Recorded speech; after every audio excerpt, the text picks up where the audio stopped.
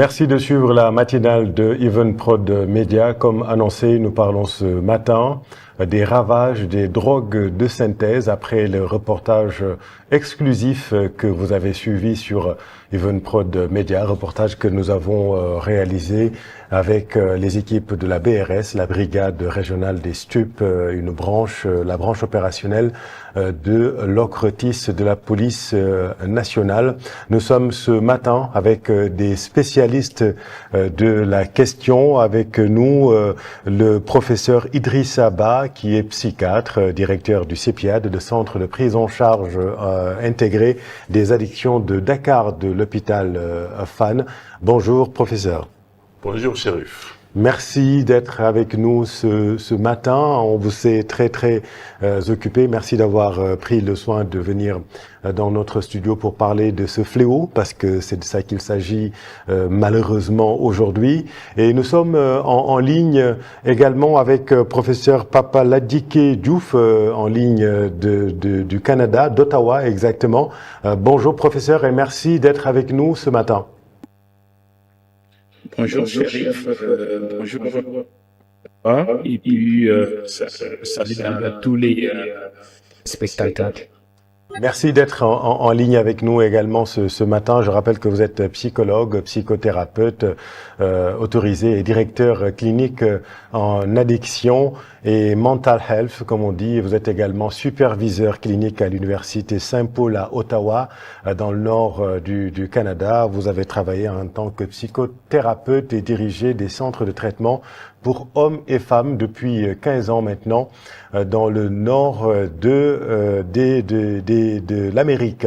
D'abord, avec le professeur Idrissa Ba, parlez-nous un peu de l'explosion de ces drogues de synthèse à Dakar. Que voit-on aujourd'hui aux urgences, à votre niveau au CEPIAD exactement?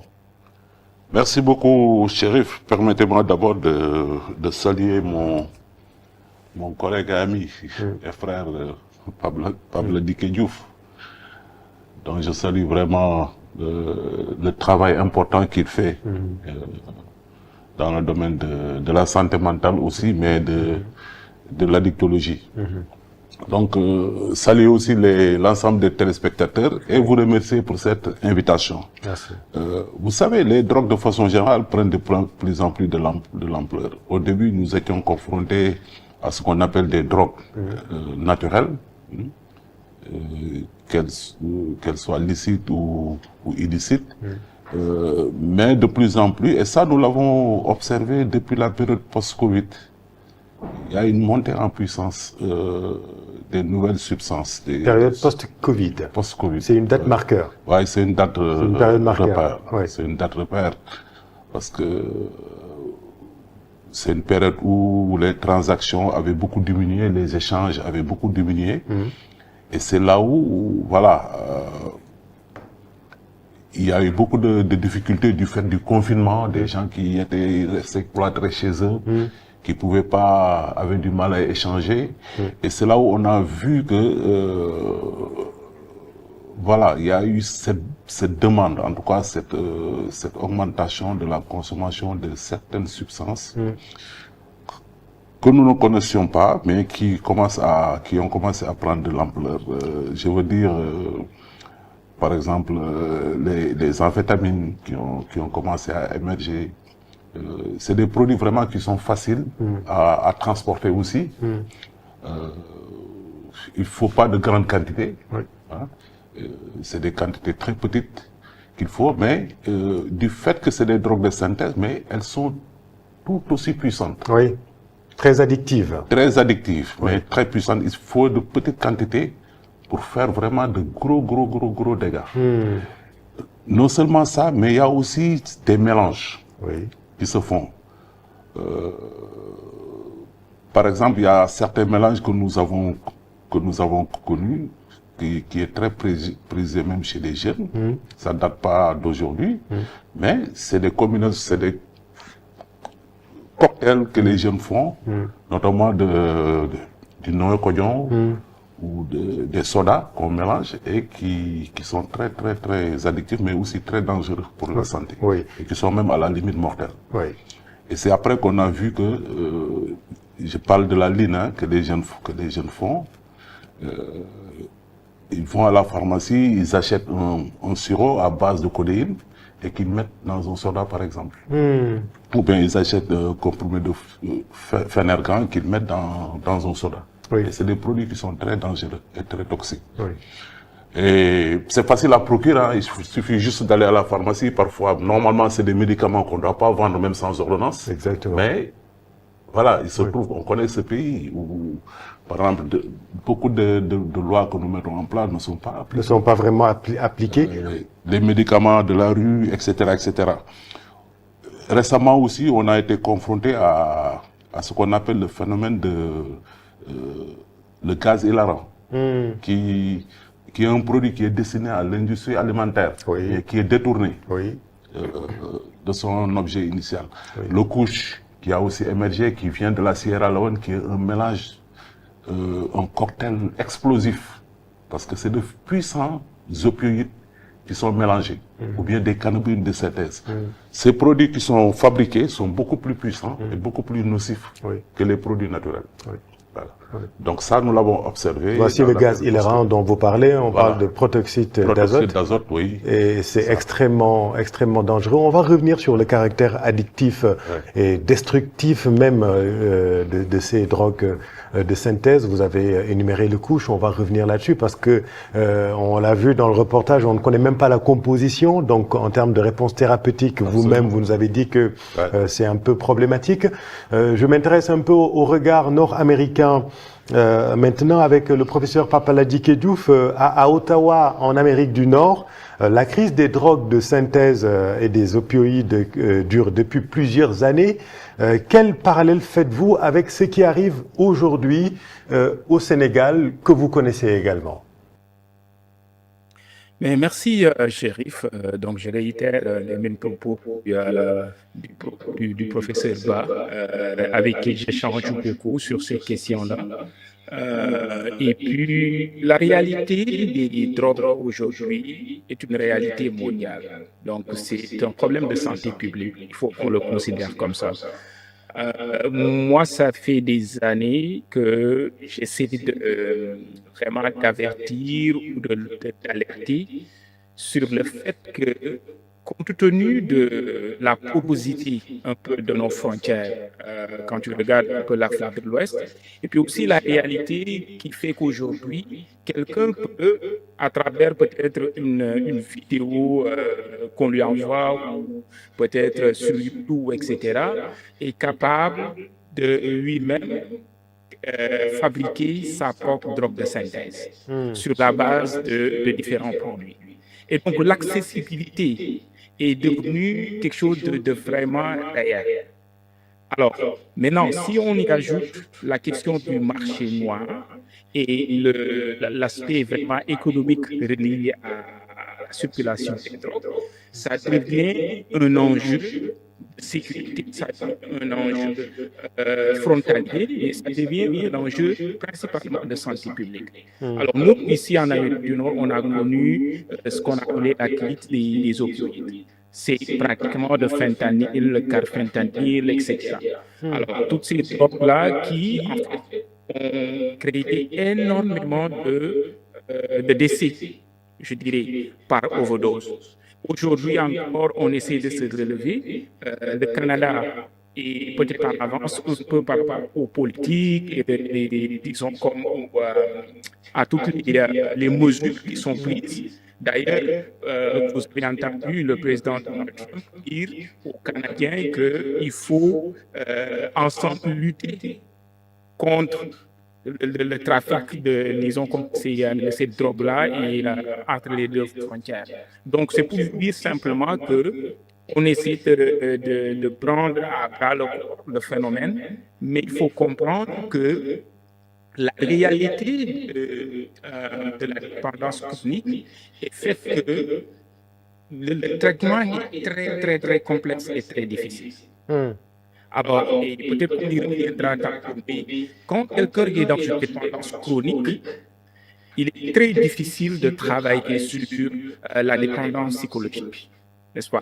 C'est les enjeux les plus importants sur lesquels nous essayons de travailler à travers les centres de traitement, la psychothérapie, l'accompagnement, disons, au niveau psychologique, et aussi au niveau social. Ce qui fait que les médecins, comme le professeur Ba, les addictologues, s'occupent plus de l'aspect biologique. C'est pour ça que les approches les plus utilisées, généralement, sont des approches biopsychosociales, qui touchent à la fois l'aspect biologique de la dépendance, c'est l'aspect physique, mais l'aspect psychologique de la dépendance et l'aspect social aussi. Parce que quand quelqu'un est dans une dépendance chronique, malheureusement, ça n'est pas juste à l'activité. Ça touche tout le système familial, le système social. On va revenir justement sur les réponses que vous avez apportées là-bas, en tout cas à Ottawa, mais restons sur ces substances comme le couche ou le trac. Pourquoi sont-elles infiniment plus addictives et destructrices, par exemple, que le cannabis que nous connaissons ici, professeur Idrissa Ba? Merci beaucoup, Chérif.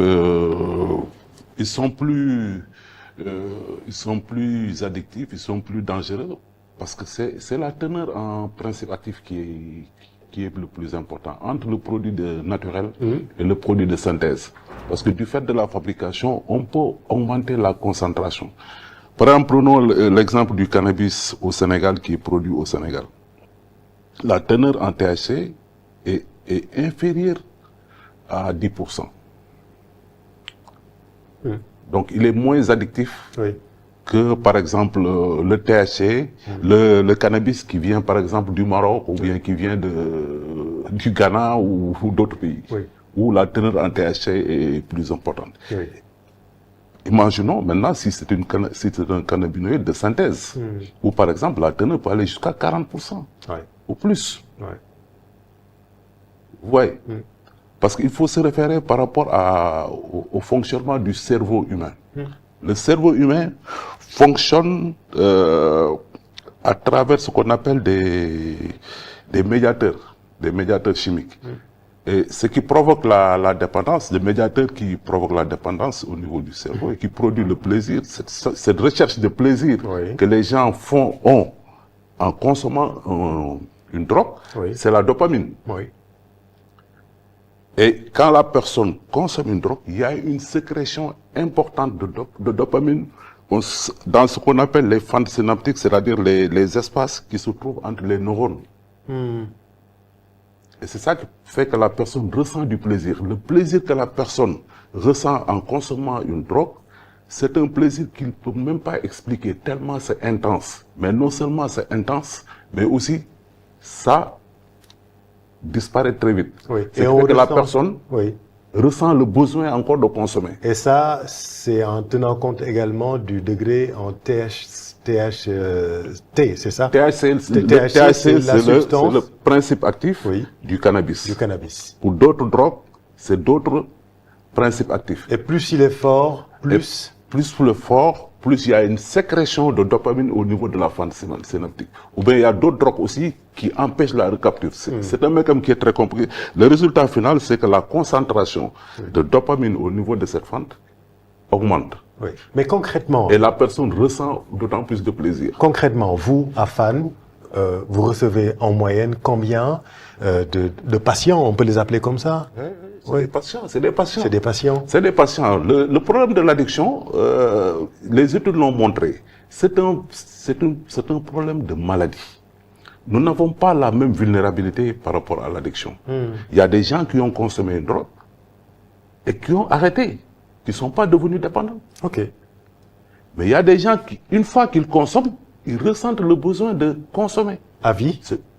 Ils ressentent le besoin de consommer. Parce que ce qu'ils ont ressenti, ils ne l'ont jamais ressenti. Donc, ce qui fait qu'il y a un manque, il y a un besoin. Raison pour laquelle il ne faut jamais y toucher.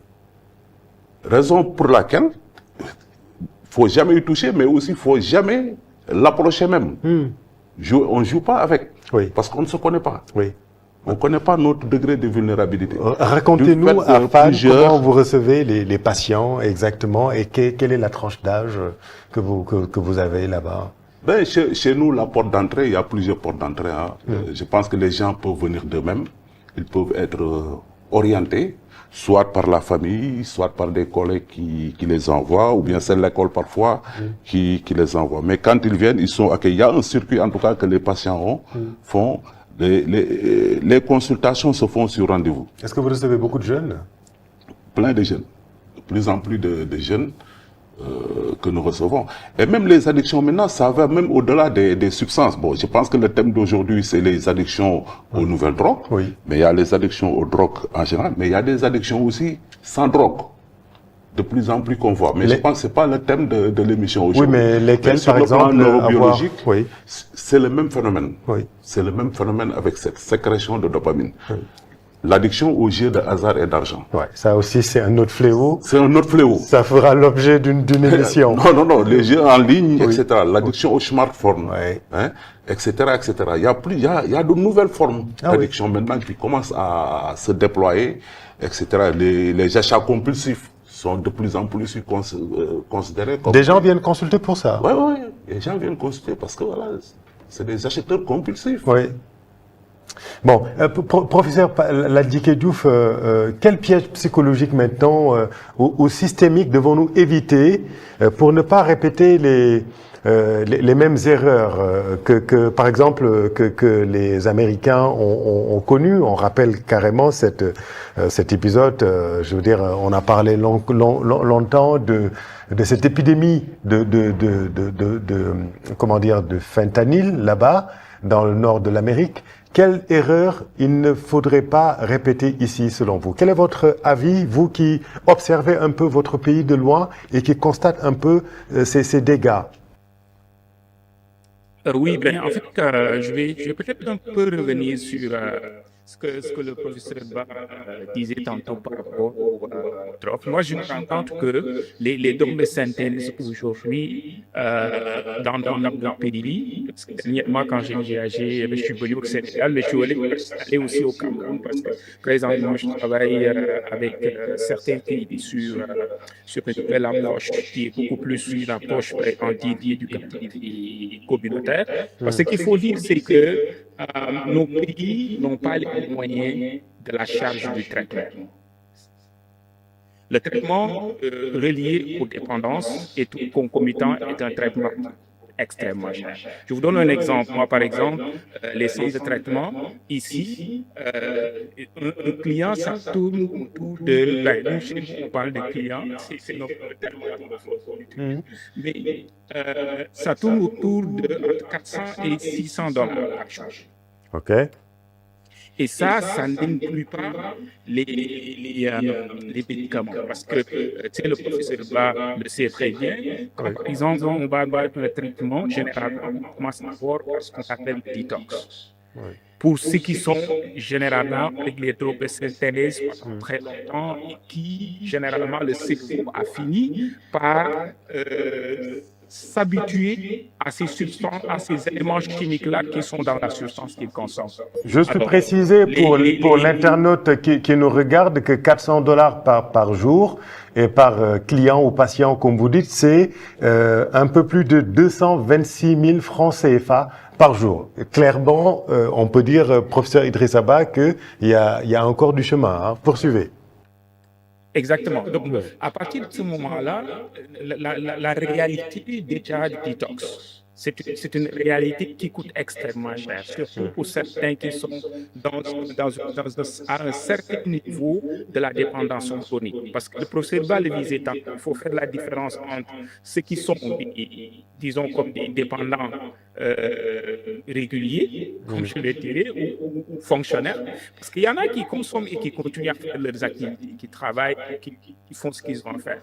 Mais on arrive à un point où la consommation met dans une prison. On devient prisonnier disons, comme de la drogue qu'on utilise.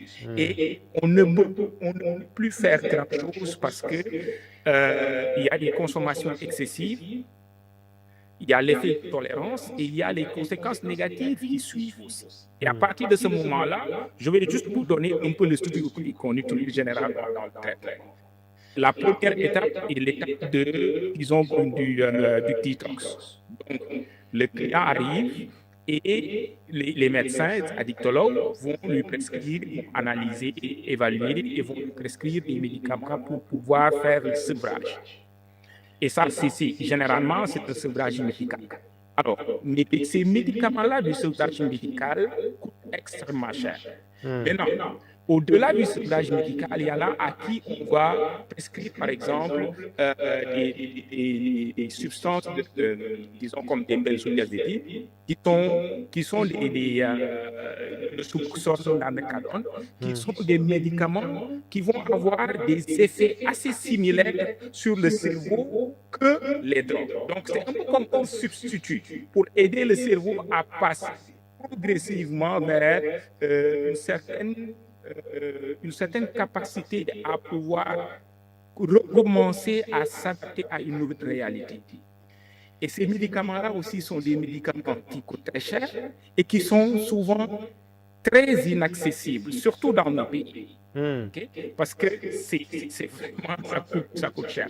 Maintenant, à côté de ça, les études montrent qu'une personne qui est arrivée à un certain niveau de dépendance, il faut au moins 6 mois dans un traitement où on associe les médicaments, la psychothérapie et également des activités qui peuvent aider la personne à reprendre un équilibre de vie.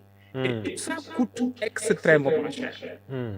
Maintenant, quand vous prenez des pays comme les nôtres, où déjà le budget est très faible, où il y a très peu de politiques de santé publique, en matière de dépendance concomitante et de santé mentale, parce qu'il faut noter aussi, c'est que beaucoup de ces dépendants chroniques-là vivent aussi avec des enjeux de santé mentale. C'est pour ça qu'on parle de troubles concomitants. Les questions d'anxiété, les questions de suicidaire, les questions de dépression. Et il y en a qui, la consommation a été juste comme une forme d'automédication parce qu'ils arrivent avec des troubles de santé mentale qui sont beaucoup plus profonds mais qui ne sont pas diagnostiqués. Et la drogue a été un médicament pour les aider à survivre jusqu'à ce qu'ils arrivent chez un spécialiste qui fasse un diagnostic et qui se rend compte que cette personne a besoin d'être accompagnée autrement de façon plus claire. Oui. Je vais terminer par là, mais moi, mon message, c'est un message de essayons de changer un peu la stratégie qu'on utilise dans le pays. Au lieu d'investir énormément d'argent dans la répression, pendant des années et qu'on voit les résultats que ça donne, prenons une partie de cet argent-là et investissons-le dans l'éducation, la prévention et la prise en charge. C'est-à-dire qu'il faut rompre avec le mindset punitif, moralisateur, en fait, ne pas voir le consommateur comme un délinquant. C'est ce que vous nous dites ce matin. Ben, effectivement, c'est-à-dire qu'il y a l'aspect de la maladie en tant que tel qu'il faut considérer. Malheureusement, comme je dis, avec le soubassement culturel et social et religieux, très souvent, on est beaucoup dans la moralisation, on est beaucoup dans le jugement. Moi, ce que je fais de plus en plus, parce que je travaille ici beaucoup avec les communautés immigrantes aussi, je travaille beaucoup avec des leaders religieux et des leaders dans les communautés. Il faudrait travailler à avoir des ambassadeurs dans nos communautés, des gens qui peuvent porter ce message-là auprès des communautés et qui sont légitimes. Je prends l'exemple des banlieues au Sénégal.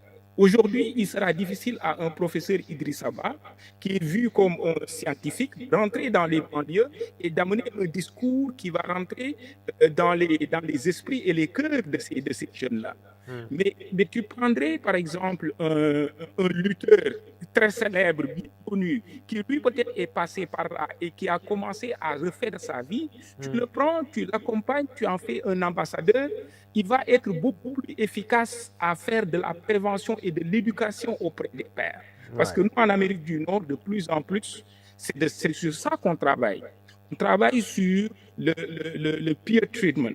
c'est le traitement avec les pairs, le rétablissement avec les pairs, n'est-ce pas? Et on essaie de démocratiser cette connaissance-là, on essaie d'aller vers les leaders dans les communautés pour qu'ils puissent porter ce message.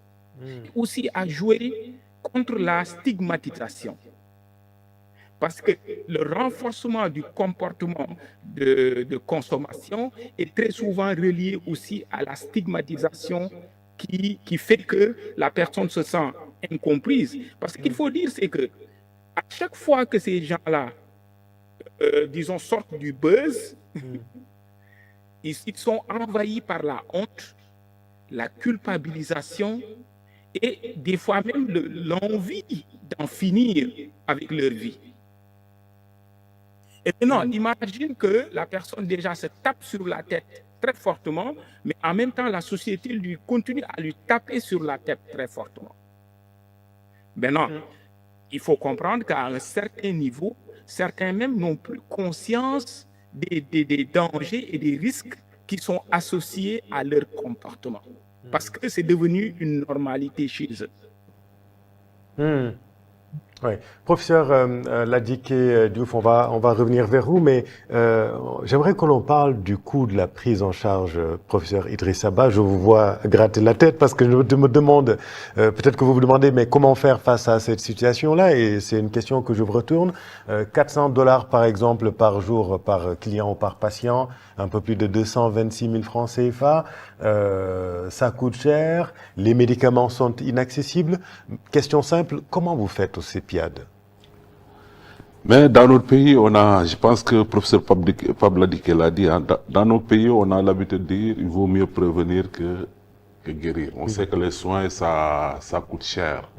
Et je pense que nécessairement dans le domaine de la lutte, c'est un terme que je n'aime pas beaucoup. Hein, quand on dit la lutte contre la drogue. Oui. La lutte contre la drogue, c'est un terme que je n'aime pas très bien. Ah oui, pourquoi? Parce qu'on ne peut pas lutter contre la drogue. Ok. On ne peut pas lutter. D'abord, c'est quoi une drogue? C'est ça le problème. Oui. C'est quoi une drogue? On ne peut pas lutter contre la drogue parce que la drogue, c'est un produit qui est inerte. C'est un produit qui n'est pas vivant. C'est la personne qui va vers la drogue. C'est pas la drogue qui vient vers la personne. Donc, comment lutter contre quelque chose qui n'est pas vivant? Mais comment on fait alors? Il faut nécessairement changer de paradigme. Oui. Changer de paradigme, de modèle de lutte. Parce que, pour l'instant, on a beaucoup fait focus, professeur Diouf l'a dit, oui. On a beaucoup fait le focus sur l'éradication, sur la répression. La répression. La répression. Et je vois que quand on réprime, l'individu, par nature, n'aime pas qu'on lui interdise. Ouais. Surtout le Sénégalais. Surtout le Sénégalais. Ne dites pas aux Sénégalais, ne fais pas ça. Ouais. Ben oui. Même votre propre enfant. Même votre propre enfant, vous lui interdisez quelque chose, c'est presque comme si vous l'incitez à expérimenter. L'être humain est comme ça par nature. Et l'interdiction, c'est pas ça qui va régler le problème. Il nous faut changer de paradigme. C'est-à-dire qu'il nous faut mettre l'accent sur le capital humain. Investir sur l'humain. Renforcer les gens. Comment les renforcer? En les sensibilisant, en leur donnant le maximum d'informations. Et c'est ça qui manque dans ce pays. Vous voyez, on a deux problèmes dans ce pays. De sensibilisation et d'information. Sur la sexualité, il n'y a pas d'information. C'est un sujet tabou. La sexualité. La sexualité, c'est un sujet tabou. La drogue, c'est un sujet tabou. On n'en parle pas. Et pourtant, il y a des gens qui se droguent en cachette. Et il y en a plein. Qui utilisent des produits. Mais ils le font en cachette. Parce que c'est réprimé. Quand c'est réprimé, on pousse les gens vers la marche, vers la marginalisation. Il a parlé de stigmatisation, de discrimination. C'est pas étonnant parce qu'il y a une forte répression. On interdit. Mais on n'explique pas pourquoi. Peut-être qu'il faut trouver le juste milieu quand même pour ne pas inciter les gens aussi. Mais dans la lutte contre ça, c'est pas inciter. Moi, je pense qu'il y a des stratégies qui existent. J'ai parlé de changement de paradigme. J'ai pas dit qu'il faut pas réprimer. Mais on réprime. Mais on réprime qui? Et on a l'impression que la lutte contre la drogue, c'est la lutte contre les usagers de drogue. On ne lutte plus contre la drogue, on ne lutte plus contre ceux qui introduisent ou qui produisent, etc., mais contre les usagers de drogue. C'est eux qui sont la cible. Et malheureusement, ce n'est pas la bonne cible. Oui. Ce n'est pas la bonne cible. Je pense que la prévention occupe encore une place importante. La prévention, la sensibilisation. La répression, bien sûr, il faut la maintenir, mais il faut l'orienter vers la bonne cible. C'est ce qui introduisent, c'est ce qui commercialisent, c'est ce qui font du trafic illicite de produits. Oui. La prévention, c'est important. C'est très, très important parce que la prévention, c'est faire en sorte que les gens aient le maximum d'informations et savent qu'ils n'ont pas besoin de drogue dans leur vie. On n'en a pas besoin. Parce que notre cerveau produit déjà de la drogue. Notre cerveau en produit. Parce que nous ressentons du plaisir. Quand nous ressentons du plaisir, c'est parce que notre cerveau a produit de la dopamine. On a des récepteurs opioïdes. C'est parce que notre cerveau produit des opioïdes, des cannabinoïdes, etc. Quand vous ressentez une douleur, à un certain moment, vous ne ressentez plus la douleur parce que votre cerveau a fait des sécrétions. Donc, le corps humain est fabriqué comme ça. Oui. Et les drogues qu'on introduit dans notre organisme vont un peu fausser ça. Parce que le cerveau est très, excusez-moi, le cerveau humain est très intelligent. Il est extraordinaire. Bien sûr. Il s'adapte, mais il a des limites. Par exemple, vous prenez un cerveau d'un humain qui a moins de 25 ans, il y a ce qu'on appelle cette plasticité cérébrale qui permet au cerveau de s'adapter et de faire face aux agressions. Un jeune qui consomme a moins de problèmes. Par exemple, un jeune de moins de 25 ans qui consomme a moins de problèmes que, par exemple, un adulte de 40 ans ou de 50 ans qui consomme. Moins de problèmes, ça veut dire quoi exactement? Ça veut dire que de moins de problèmes visibles, je veux dire. D'accord. Il y a des problèmes parce que le cerveau s'adapte. Ça cause des dégâts, de toute façon, la drogue. Les dégâts, le cerveau s'adapte et ça ne se voit pas. Ou vieux, non. Ça cause des dégâts, non? Ça cause des dégâts, surtout chez les jeunes. Oui. Surtout chez les jeunes, parce que le jeune qui consomme, il est plus facilement addict que l'adulte qui consomme. Mais ça ne se voit pas. C'est pourquoi on ne voit pas les jeunes. Oui. Ils ne font pas la demande. Vous ne voyez pas les jeunes? Ils ne font pas la demande. Non, c'est les parents qui les amènent. Oui. Pour eux, ils sont bien. Hein. Ok. Ils sont bien, ils sont dans le truc, ils sont bien. Tout va bien. Tout va bien, tout est nickel. Ils disent même que bon, moi, ça ne me fait rien. C'est eux qui s'inquiètent alors que non, tout va bien. Oui. Alors que c'est parce que son cerveau s'adapte. Ouais. Il ne voit pas encore les dégâts. Mais au-delà de 25 ans, c'est là où les dégâts apparaissent. On voit qu'il y a un fléchissement. Il est moins actif, il est moins productif, il est moins présent. Il a des troubles du comportement, il délire, il hallucine, etc. etc. Parce que le cerveau est détérioré, bien sûr, etc. Fini les dégâts. Donc il faut vraiment qu'on intervienne en amont, avant qu'on arrive à cette phase de dépendance, avant que même le jeune touche au produit. Ouais. Parce qu'il doit savoir qu'il y a des risques. Et les risques, ce n'est pas seulement la dépendance, les risques, c'est des risques sanitaires, des risques médicaux. On a des gens, du fait de leur consommation, ils sont devenus aveugles.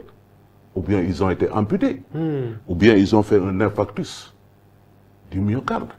Il y a des jeunes qui font... C'est bizarre quoi, maintenant on voit des jeunes qui font un infarctus du myocarde. Des jeunes. Des jeunes. Oui. Alors qu'on le voyait chez des gens qui ont plus de 50 ans, etc. etc. Oui. Et ça c'est dû à la drogue. Mort subite. C'est dû à la drogue. C'est dû à la drogue. En tout cas, certaines drogues, ou certaines formes de consommation. Le VIH, si on a créé le CPAT, c'est parce que beaucoup d'entre eux, du fait de leur consommation, ont eu le VIH. Mais il y a surtout l'hépatite C, le virus de l'hépatite C, etc., etc. Donc, il y a des risques. Et les risques, ils sont de toute nature. Ouais. Il y a des gens qui sont devenus aveugles, ou qui ont été amputés parce qu'ils ont fait une phlébite des membres inférieurs, etc. Ouais. Si ajoute qu'il y a également, professeur Idrissa Ba, les nouvelles formes de consommation. Vous avez parlé par exemple tout à l'heure de la sexualité qui est un sujet tabou. Il y a la montée du chemsex chez les jeunes, l'usage des vapes électroniques également piégées en milieu scolaire, ou même l'utilisation du JBL, appelé la drogue du violeur. On en a parlé dans le sujet. Ma question c'est comment sensibiliser sans donner quand même un mode d'emploi? Parce qu'il y a une difficulté à ce niveau-là. Mais ça, je pense que bon, sensibiliser, c'est ça la crainte. Moi, je pense que plus on donne d'informations, plus on arme la personne. Mais comment on fait alors? Parce Si qu'il on faut lui bien donne- sensibiliser, Non, il faut bien. Il faut sensibiliser sans culpabiliser les gens, D'accord. sans leur montrer que vous êtes impuissant, sans vous leur montrer que vous êtes coupable, etc. Mais quelqu'un qui consomme la drogue, Oui. c'est parce qu'il y voit un intérêt. Et souvent, l'intérêt, c'est des fausses croyances. Il y a des gens qui disent que moi, quand je suis énervé, je bois un verre, ça me calme. Ou bien je fume une Ou cigarette. bien je fume une cigarette. On a beaucoup entendu ça. Hein. Ça me calme. Pour me calmer, il faut que je prenne... Mais est-ce que c'est la cigarette qui une le cigarette. calme? Ou Ouais. bien ça fait partie des fausses croyances. C'est des choses qu'il faut déconstruire. Ce sont des idées reçues. C'est des choses qu'il faut déconstruire. Ouais. La drogue n'a jamais calmé quelqu'un. Parce qu'après avoir fumé votre clope, est-ce que le problème est réglé ou pas? Souvent non. Souvent non. Donc vraiment, je dis que c'est pourquoi je dis qu'il nous faut changer de paradigme. Je parlais de la répression, je parlais de la prévention. Pablo Diké a parlé des soins, Oui. de la cure, qui peut recouvrer plusieurs méthodes, c'est biologique, psychologique, sociale, etc., etc. Oui. Mais il y a surtout la réduction des risques, qui est un programme et qui part des lois. La réduction des risques, c'est d'abord le cadre institutionnel. Il nous faut un cadre institutionnel fort. Oui. Il nous faut des dispositifs, il nous faut des lois qui sont adaptées au contexte actuel. Notamment Actuellement au Sénégal, le contexte juridique Oui. n'est pas très favorable. Oui. Oui. Voire caduque, parce qu'on a parlé dans le sujet également du Code général des drogues qui date de 97 et qui aujourd'hui ne prend pas en compte ces nouvelles drogues de synthèse. Absolument. Ouais. Il faudrait revoir également ces lois. Ah oui, absolument, il faudrait revoir. Et je pense qu'il y a un travail excellent que nous avons mené avec le comité interministériel de lutte contre la drogue, le CILD. Oui. Et ce travail-là, nous l'avons finalisé depuis 2017, imaginez, depuis 2017. Ouais. Et qui a créé Bientôt 10 ans. ouais, Ouais. un cadre, qui a vraiment proposé un cadre institutionnel clair, qui a mis en place des dispositifs, des dispositifs, mais aussi des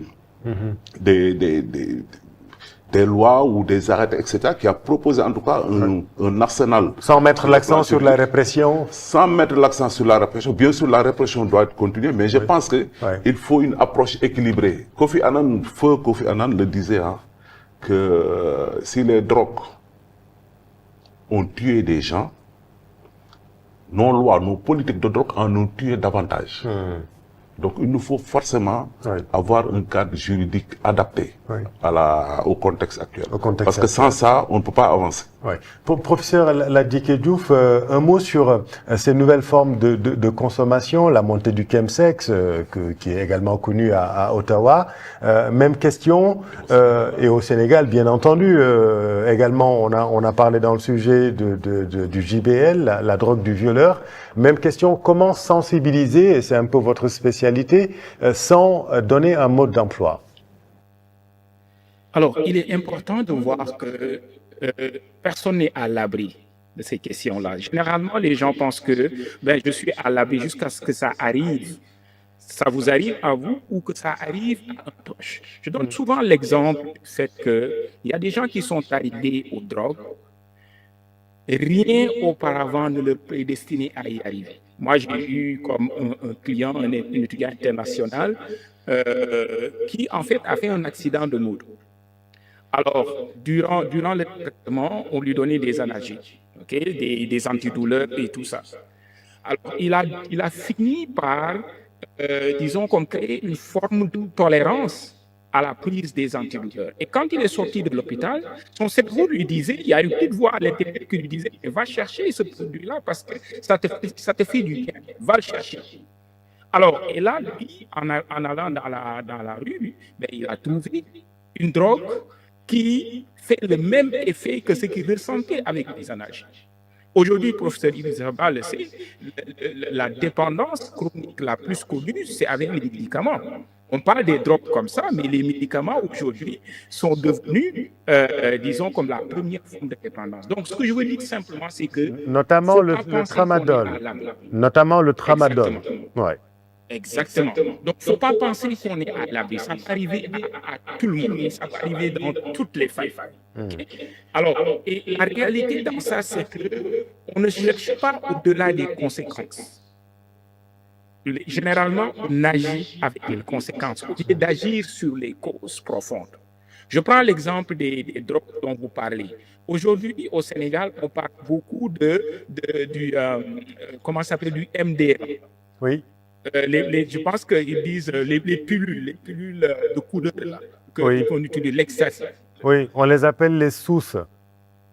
Exactement. Sous volets, voilà. C'est une drogue qui est une drogue festive. C'est une drogue festive. Hein. Les jeunes l'utilisent et généralement, les idées reçues sur ça, c'est qu'il n'y a pas de risque, il n'y a pas de dépendance associée, etc. Mais on le voit tous les jours, les risques associés. Beaucoup de jeunes utilisent aujourd'hui, par exemple, les ballons dans les boîtes de nuit. Ouais. Hein? Les ballons, les inhalants. C'est le gaz hilarant. Ce qu'il faut comprendre, exactement, ce qu'il faut comprendre, c'est que les drogues, il y a les perturbateurs et il y a les stimulants. N'est-ce pas? Et généralement, les jeunes, ils utilisent beaucoup les stimulants. Et vous avez parlé du GHB aussi, le GHB qu'on appelle souvent la drogue du violeur. Oui. OK? Alors, la réalité, c'est qu'il y a un lien entre sexualité et consommation de drogue. Et aussi, il y a un lien entre le stade de développement de l'être humain et les tentations à la découverte. Parce que beaucoup de jeunes arrivent en boîte de nuit, ils sont en phase d'expérimentation. Mais comme le professeur Ba le disait tantôt, on ne sait pas c'est quoi nos degrés de vulnérabilité. Parce qu'aujourd'hui, les études en épigénétique, en génétique, montrent qu'il y en a parmi nous qui sont beaucoup plus vulnérables à la dépendance chronique que d'autres. Oui. La preuve, moi je suis allé en Jamaïque dernièrement, mais c'est des pays où les gens, la consommation par exemple de cannabis, c'est une consommation normale. Aujourd'hui, le professeur Ba le sait, quand vous regardez par exemple le cannabis, il y a le THC, il y a le CBD. Mais l'autre substance, le CBD, est une substance qui est médicalement utilisée aujourd'hui même pour les traumas, les gens qui ont vécu du trauma. Alors, la consommation de ces stupéfiants-là, très souvent, le stigma fait qu'on a une cible, ce qu'on appelle un bouc émissaire. Les gens qui sont visés, souvent, vous entendrez les jeunes, les gens de la banlieue, etc., etc. Mais je dois vous dire que dans nos corps d'armée, il existe des personnes qui vivent aussi avec des enjeux de dépendance chronique, n'est-ce pas? Dans nos forces de sécurité aussi, il existe des gens qui vivent avec ça.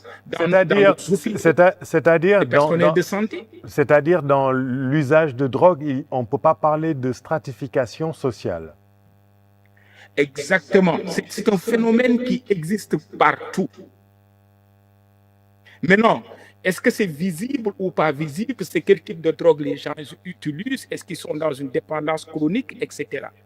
Alors, et la réalité dans ça, pourquoi la prévention est importante? Moi, il y a quelques temps de ça, j'ai écrit plusieurs fois aux autorités, mais la dernière fois, j'ai écrit à l'ancien Premier ministre parce que je me suis dit, c'est une bonne opportunité. Je l'ai entendu parler de ces questions-là de santé mentale. Je me suis dit, c'est une bonne opportunité pour peut-être mieux accompagner ces gens-là, puis leur dire la nécessité de travailler dans, disons, comme une approche intégrative. Parce qu'aujourd'hui, si on veut disons, attaquer cette question-là, le seul ministère de la Santé ne peut pas tout porter. Il faut une approche multi-ministérielle où peut-être le ministère de la Santé va être l'actionnaire central de ça, porter le projet, mais travailler avec le ministère de l'Éducation, travailler avec le ministère disons, comme de l'Intérieur, travailler avec le ministère des Sports et de la Jeunesse, travailler avec le ministère de l'Enseignement supérieur, ramener ces forces-là et travailler sur une stratégie intégrée mais une approche aussi communautaire, comme je dis. Parce que dans nos pays, ce qu'il faut comprendre, c'est que les approches qui marchent, ce sont les approches collectivistes, les approches communautaires, mais pas les approches qui sont basées sur l'individu, parce que nos sociétés ne fonctionnent pas comme ça. Et il faut éduquer aussi les proches. Il faut éduquer les populations. Parce que quand quelqu'un est en dépendance chronique et que ses proches ne savent pas comment se comporter, ce qui arrive, c'est deux extrêmes. Soit ils vont le rejeter, soit ils vont essayer de le sauver. Malheureusement, quand vous voyez les femmes, les mamans, les épouses, généralement, elles se retrouvent souvent noyées avec l'enfant ou l'époux qui est en dépendance chronique. Parce qu'elles sont dans une posture d'essayer de sauver la personne, elles n'ont pas les outils, elles n'ont pas les ressources, et malheureusement, elles vont se noyer avec la personne qui se noie. Et il y a aussi ce mindset-là qui fait que, généralement, on va dire d'un ko liggéey, dañ ko yàq. Et la plupart du temps, on va investir beaucoup d'argent chez les mamans, comme on dit, hein, avant d'arriver chez les spécialistes à Fann ou ailleurs, qui peuvent vraiment avoir une approche bien structurée pour aider la personne. Oui.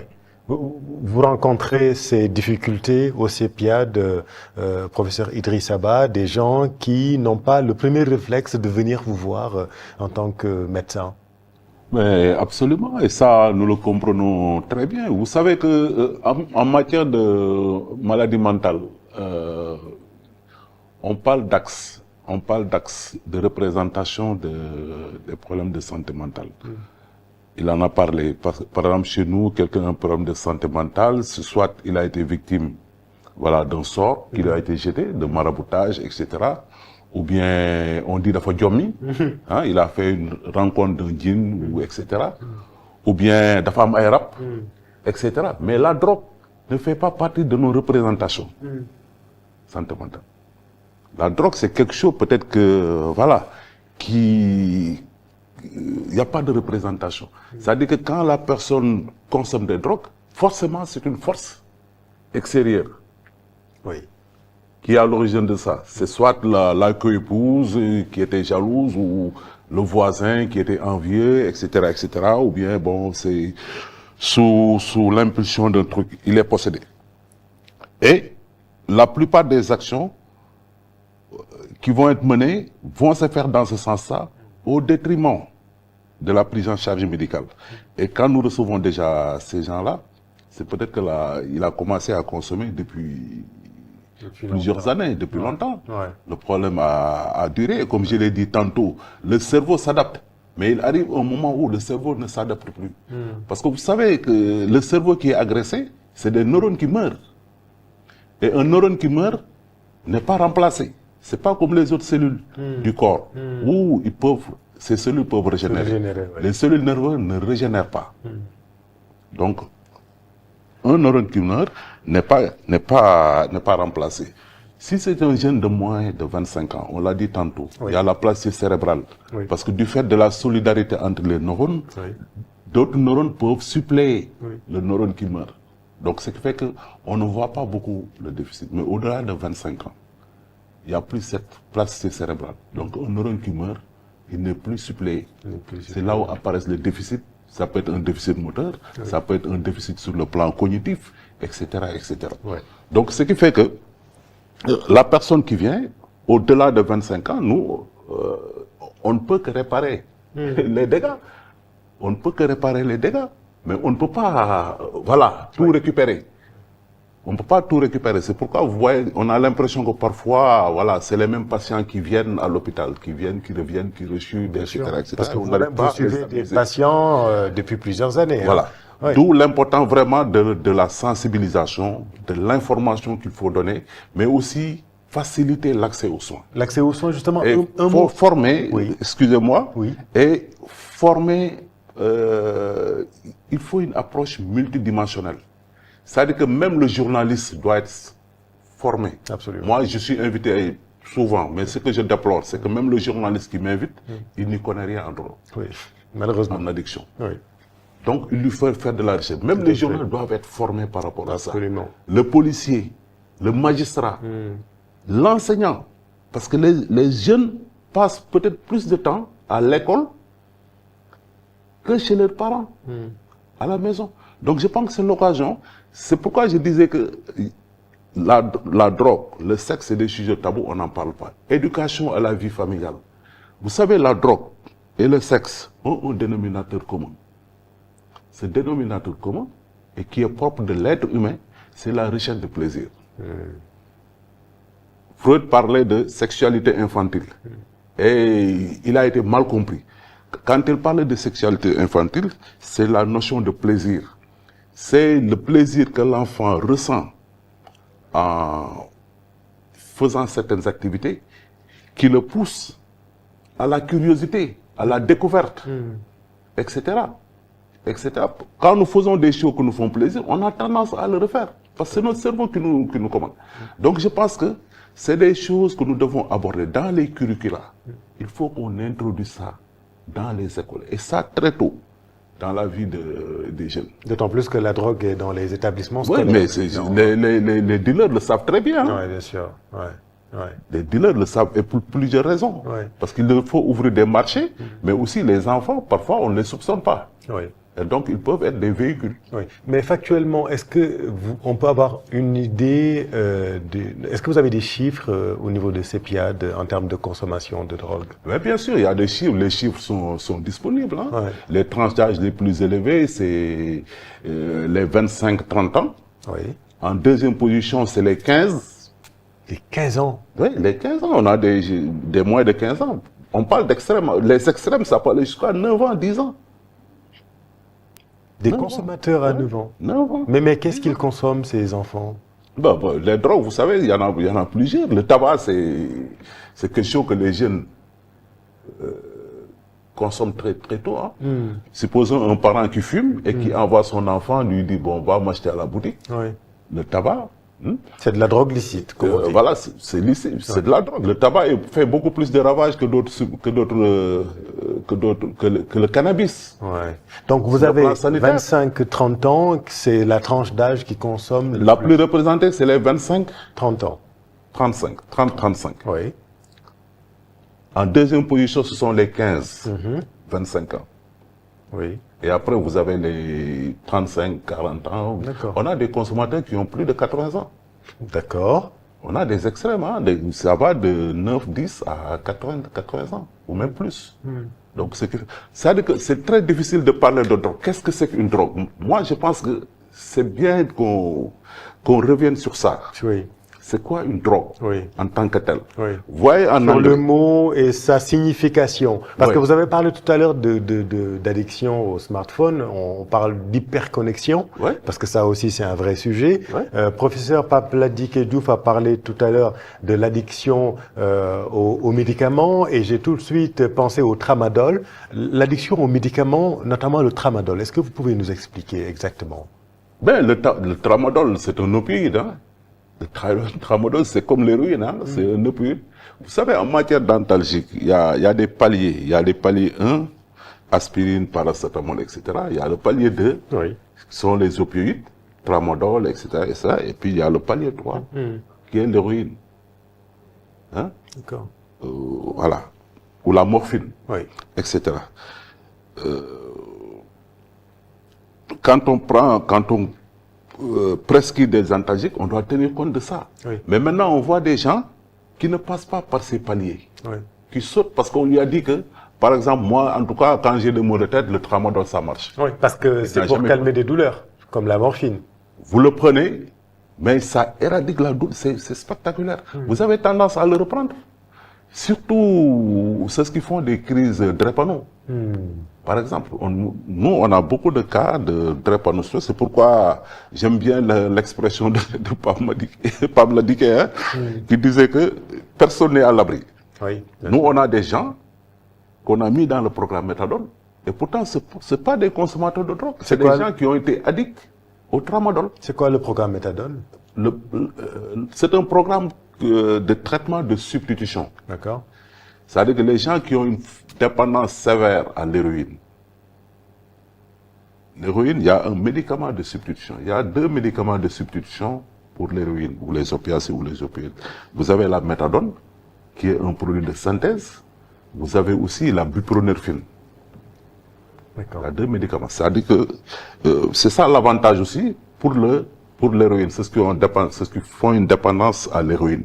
Par contre, pour ceux qui ont une dépendance à la cocaïne, il n'y a pas l'équivalent, il n'y a pas de médicaments de substitution.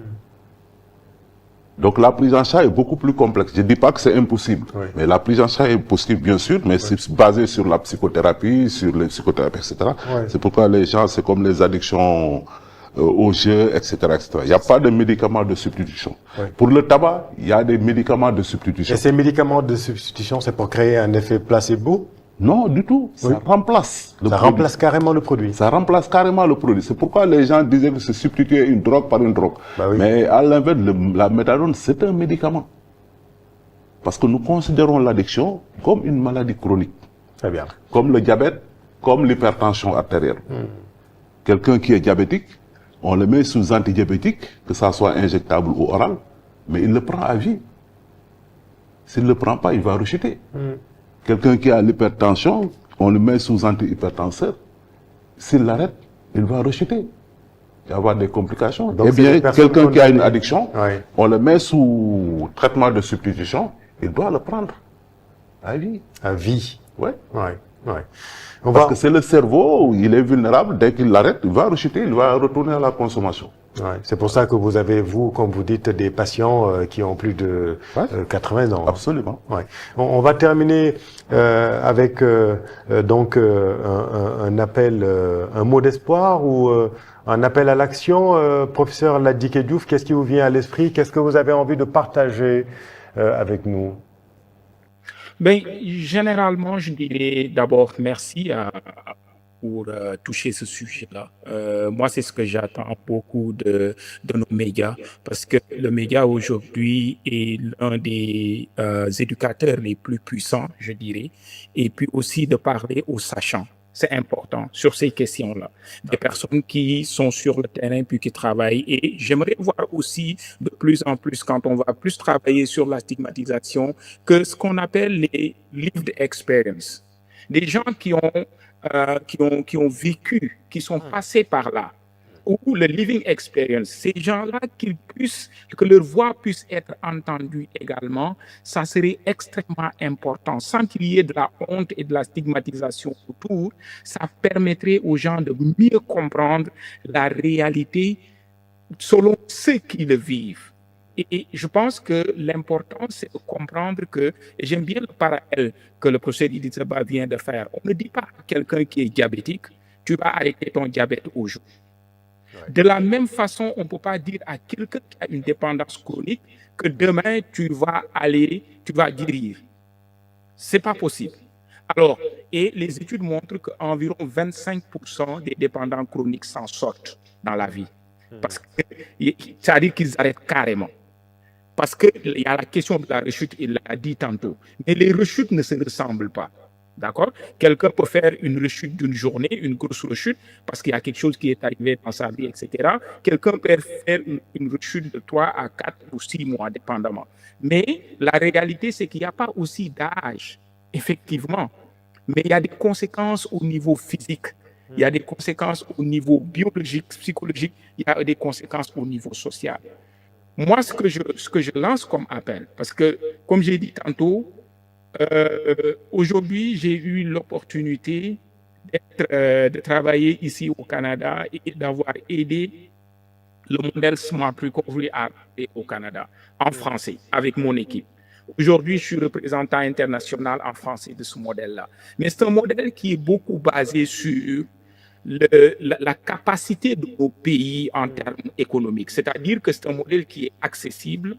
Et comme le professeur Idrissa Ba disait tantôt, on peut former le maximum dans tous les domaines.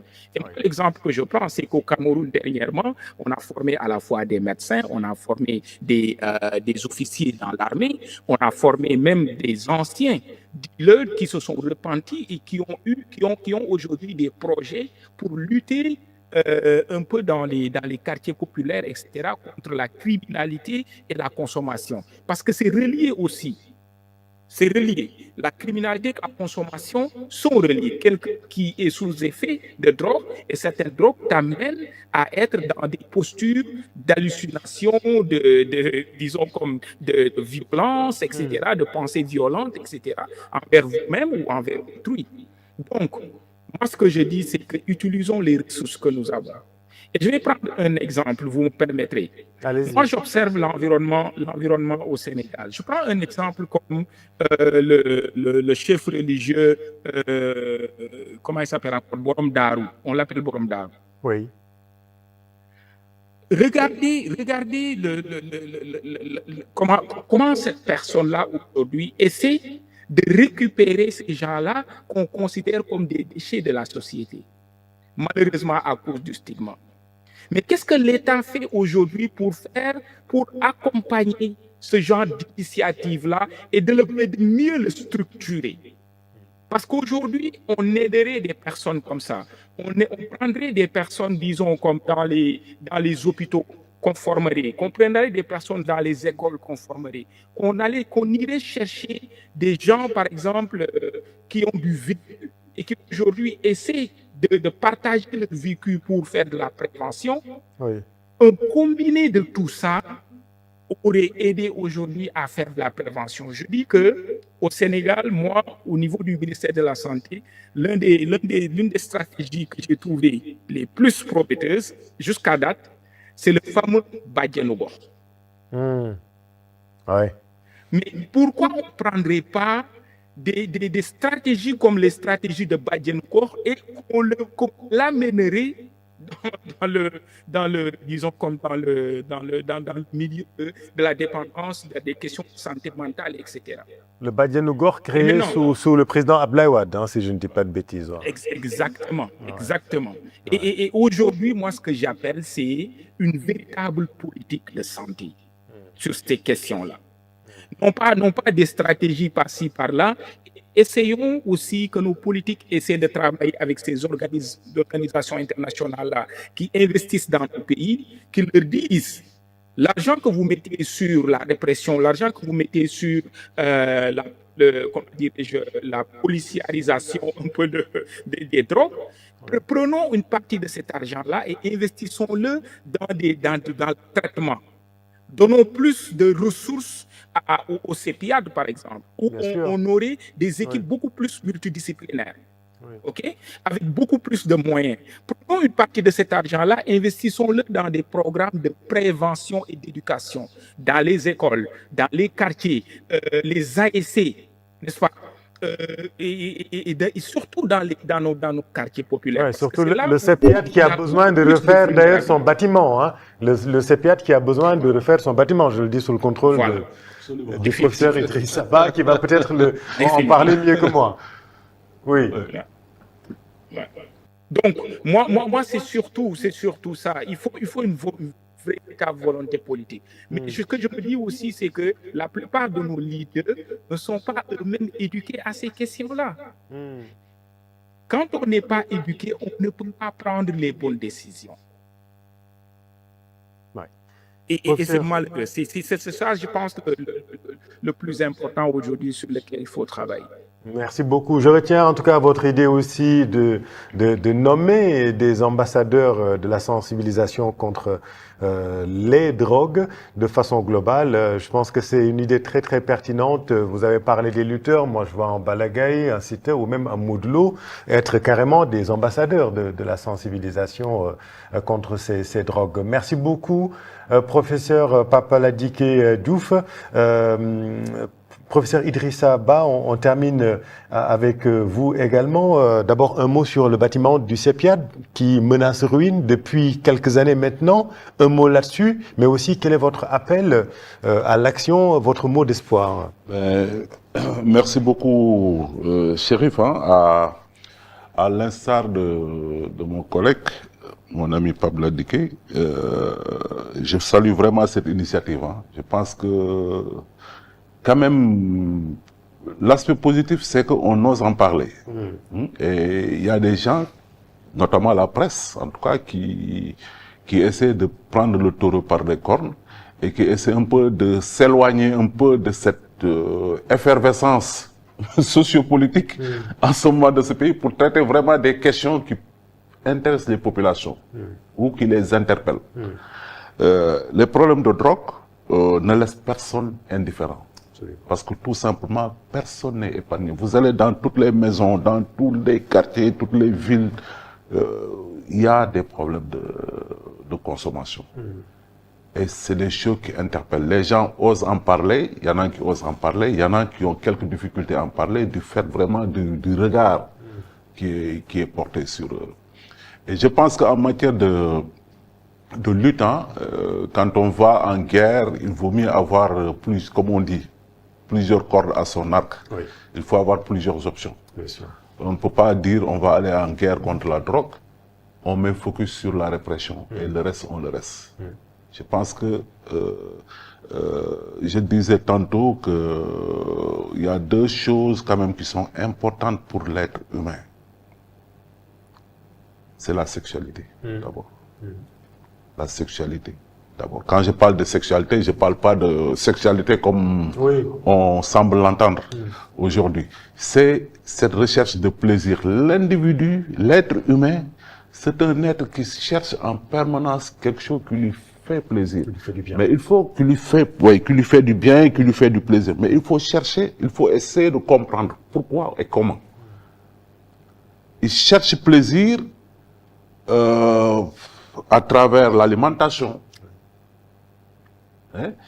Il éprouve du plaisir à travers les compliments qu'on lui adresse, les encouragements, etc. Mais aussi, il peut chercher plaisir, ce qu'on appelle la recherche personnelle. Il a parlé de consommation autothérapeutique. Il y a des gens qui consomment parce que pour eux, ça les soigne. D'ailleurs, même la plupart des usagers qui consomment, ils disent « je me soigne ». La plupart des gens qu'on arrête pour consommation de cannabis, ils vous disent que bon, quand je fume, je me sens mieux, etc. Donc, il faut chercher le comment et essayer de montrer aux gens que ce mieux-être-là, vous pouvez l'avoir sans passer par la drogue. Bien sûr. Parce que la drogue, c'est un leurre. Et quand vous y entrez, c'est comme un piège qui se referme. Vous ne pouvez pas y sortir. Nous avons des ressources dans ce pays, des ressources énormes. Ce que tout simplement je déplore, c'est qu'on travaille en vase clos. En vase clos. Il n'y a pas quelque chose qui fédère. Vous voyez un ministère de la Santé qui a développé cette politique de Badjanogor, etc., mais qui ne l'utilise pas pour certains sujets. Par exemple, ces Badjanogor auraient pu être formés. Le problème, c'est pas seulement peut-être ce qui est plus urgent, c'est les maladies qui tuent. Mais la drogue, ça tue. Ah bah oui. La drogue, ça détruit. Ça casse des trucs. Et je pense que ces vecteurs-là doivent être aussi sensibilisés et formés. Il a parlé aussi de père-aidance. C'est-à-dire que les usagers aussi, eux-mêmes, c'est des experts. Absolument. On doit utiliser leur expertise. On doit utiliser leur... Moi, il y a beaucoup de choses, c'est eux qui me les apprennent, qui me les enseignent. Tout ce qu'on dit dans les livres-là, ce sont eux qui... C'est pas nous qui consommons. Donc, on n'est pas censé savoir ce que ça... Parce qu'il y a une connaissance empirique. Ils ont une connaissance... Non, ça dit que... on n'a pas fait la classification des drogues. Vous voyez les drogues, il y a 3 classes principales. Il y a ce qu'on appelle les stimulants. Il y a des gens qui ne consomment que des stimulants. Que des stimulants. Parce qu'ils ont besoin de se stimuler. Et qui arrivent à faire la différence. Oui, ils savent. Ils savent qu'ils ont besoin de stimulants. Personne ne leur a dit ça. Et ils vont vers ça. Il y a des gens qui ont besoin de dépresseurs. La deuxième classe, c'est les dépresseurs. C'est-à-dire, il y a des gens qui ont besoin de produits qui les calment. Moi, je prends surtout l'exemple des enfants hyperactifs, qu'on n'arrive pas à diagnostiquer et à prendre en charge. La plupart du temps, moi, j'ai vu des adultes, quand je les interroge, c'était des hyperactifs qui n'ont pas pu être pris en charge. Et qui ont retrouvé dans le cannabis quelque chose qui les canalise, qui les cadre. Et le dernier, c'est ce qu'on appelle les perturbateurs psychiques. Ça, mais l'usager qui consomme, il sait lequel est plus adapté à son état. À son état. Donc, en quelque sorte, ce sont des experts. C'est des gens qui peuvent nous apporter. Donc, il faut aussi qu'on les utilise, qu'on puisse les utiliser dans la prise en charge. Que ça soit dans la sensibilisation, dans la prévention, mais aussi dans la réinsertion et la réhabilitation. Il faut une démarche collégiale, holistique. Mais tout ça ne peut pas se faire Oui. s'il n'y a pas un cadre bien défini. Et le premier cadre, c'est le cadre législatif, c'est le cadre juridique. Il faut qu'on ait un code des drogues qui est adapté à la situation. Et ça va encourager les gens à s'investir dans ce domaine-là. Un mot sur le bâtiment du CEPIAT, c'est important. Ben, je parlais du cadre, hein, je parlais du cadre juridique. Moi, je l'ai visité il y a aussi... cela quelques années dans le cadre d'un reportage. Je suis revenu la dernière fois, mais bon, je l'ai trouvé dans un état... Vous avez vu les conditions dans lesquelles nous travaillons. Malheureusement. C'est des conditions vraiment qui ne sont pas dignes de professionnels. Pas du tout. Hein, nous travaillons dans des conteneurs aménagés depuis 2021 parce que tout simplement, le bâtiment dans lequel nous travaillons a été mal construit. Oui, il faut répéter ça. C'est-à-dire, vous, professeur de médecine, vous travaillez dans des conteneurs au Sénégal en 2026. Dans des conteneurs. C'est ça, ça dépasse l'entendement, mais c'est ça. Dans des conteneurs qui habituellement étaient destinés à des marchandises. Qu'on a aménagé. Et c'est des conditions pas du tout faciles, des problèmes de confidentialité hein, pour les patients, pour nous, etc., etc. Et ça nous met en danger, ça met en danger les trucs. Et beaucoup de patients n'aiment pas venir parce que quand je parle, quelqu'un qui est à côté, il en Oui, bien sûr. Donc c'est pas très... Donc je parle du cadre juridique, mais aussi il nous faut un cadre institutionnel. Le CEPIAT, c'est un centre de référence régional et sous-régional. Beaucoup de gens ont envie de venir au CEPIAT, découvrir le travail qui est fait. On a été leader, on a été les premiers à mettre en place un programme de prise en charge des addictions. Mais les gens, quand ils viennent, ils sont déçus. Moi-même, actuellement, j'ai du mal à inviter quelqu'un pour lui dire, viens visiter le CEPIAT. Et je pense que des efforts doivent être faits en ce sens pour vraiment donner au CEPIAT voilà, son... Oui, voilà. Lustre d'antan et en tout cas vous permettre... lui donner la possibilité vraiment de jouer ce centre de référence. Absolument. C'est là où bon, il y a le plus de spécialistes, là où on dit que c'est un centre spécialisé dédié aux addictions. Oui. Voire même de créer d'autres centres dans les régions parce que le problème ne concerne pas seulement la capitale. Absolument, absolument. Oui. On a commencé la décentralisation de la prise en charge, mais je parle de décentralisation des activités. Mais il n'y a pas de CEPIAT au niveau des régions. Ouais.